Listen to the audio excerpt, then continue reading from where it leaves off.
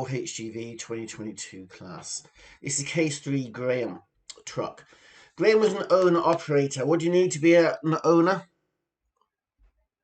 What do you need to own a truck? CPC. Operator's license. An operator's license, yes. And you need a transport CPC as well if you're opening up a company. Who lived in Dublin and typically hauled a variety of goods. On this trip, he planned to deliver pallets of various products. What size is a Euro pallet? Euro. Huh? 1200 by 800. 1200 by 800 is right. The estimated road time for the journey would be 3 days. So he's going to have to take his daily rest in the vehicle, isn't he? Yes. So what does the vehicle need to have? A bunker. Graham had just taken his weekly... Bunker or couchette, yes. Graham had just taken his weekly rest of 45 hours. Is that a full or reduced? That's a full weekly rest. And a plan to head out early Monday morning. He wanted to make good time so that he could eat dinner at a reasonable hour, enjoy a restful night's sleep, and get another early start on Tuesday. Graham was driving a 3-axle. Maximum GVW on a 3-axle? 26. Yeah. With road-friendly suspension and a design gross vehicle weight of 24. So the maximum GVW for a 3-axle is 26. But this particular vehicle is only 24. It's 24. Okay. He checked the plate and calculated the weight to make sure his vehicle was not overloaded. This was a real concern for Graham as he had broken this rule on his last trip. To make matters worse, he was involved in a minor accident on that trip. Even though Graham did not damage the front of his cab or the back of the truck that he hit, he reported the accident to his insurance company, just to be on the safe side, like we all would. Graham and his insurance agent then realised that during that trip, his load had exceeded the legal weight. Here, what happens when you exceed the legal weight? Insurance. Yeah, your insurance could be void, you're breaking the law, you put an undue stress on your vehicle, and in turn the environment the road's driving on. And it's unfair to other operators who are working within the rules. Remember the stress the situation had caused him. He did not want to go through that worry again. Since Graham would be hauling to Spain, what do you need? Go to Spain? Bail bonds. Bail bond, yeah. Any country, but it's particularly Spain. And his combined weight with the load would be around 24 tons. He checked all the paperwork and made sure that he had the proper license, consignment note, and the other required documentation with him in his truck. Documentation does the truck need? Manifest. Yeah, that's for the goods, yeah. And the truck? Tax, insurance. What else? CVRT, yeah, which stands for what? Commercial vehicle. Roadworthiness. Roadworthiness test, exactly. And you need a copy of the operator's license. When you become a truck operator or haulage operator, you get an operator's license to say you can do that. And on every vehicle you purchase, you get a true copy of the operator's license. And that copy should be with the vehicle. You also remember to double check the issue date of his national haulage license. How long do they last? 5 years. 5 years. As they know it will be expiring the following month.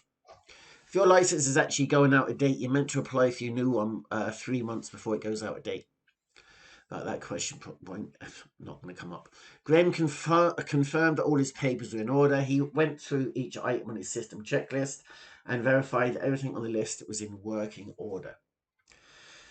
So that's the list he went through, but hopefully you're going through a bit more than that. But if you're asked a question about it, you can literally just go back and check against it there. Graham loaded the 16 times Euro pallets for delivery and double-checked that the pallets had not shifted.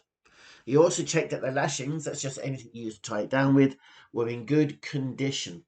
And the lashings have a label on them which is rated. It tells you what weight they're rated for, yeah? So if you had a 2-ton pallet, what's the minimum rating of the lashing? 4. It has to be at least double.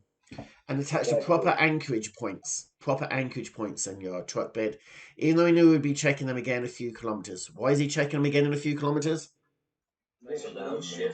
Yes, it shifts.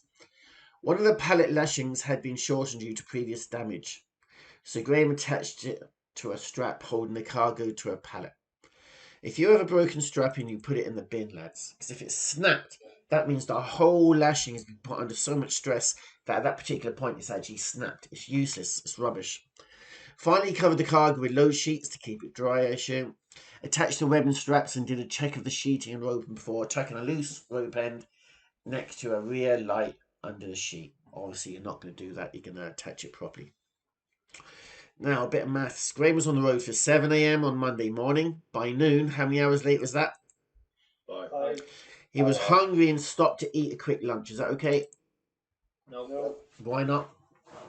4.5 hours then break. Yes, you're only allowed to drive for 4.5 hours, and you need to take a break of how long?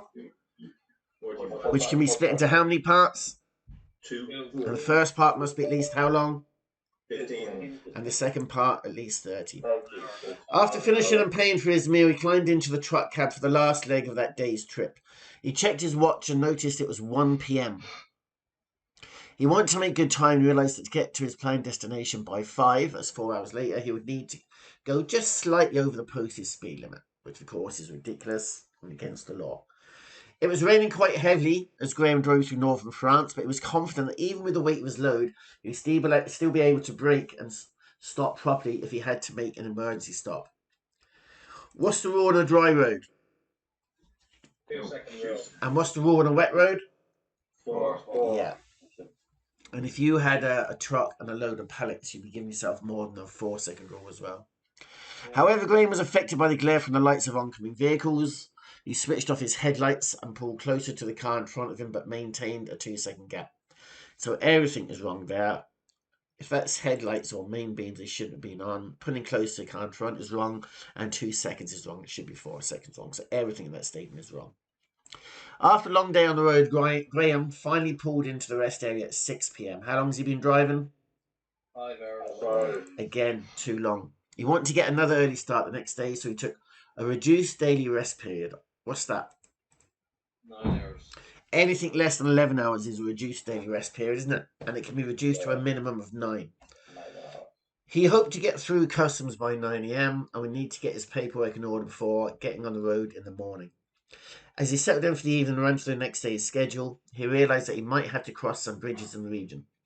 He would have to check the truck height. What's the maximum height of a truck? 4.65. 4.65 in the morning, and review the details of his route. What weight was he? 24 tons. 24. And what's the maximum weight of a GVW? 26. So yeah, of a 3-axle, maximum GVW of 3-axle 26. Graham had recently seen a photograph in the newspaper showing the damage to a trailer caused by going under a low bridge. He wanted to make sure he did not repeat that truck driver's mistake. The newspaper photo was vivid in his mind and was the last thing he thought about as he drifted off to sleep. Night.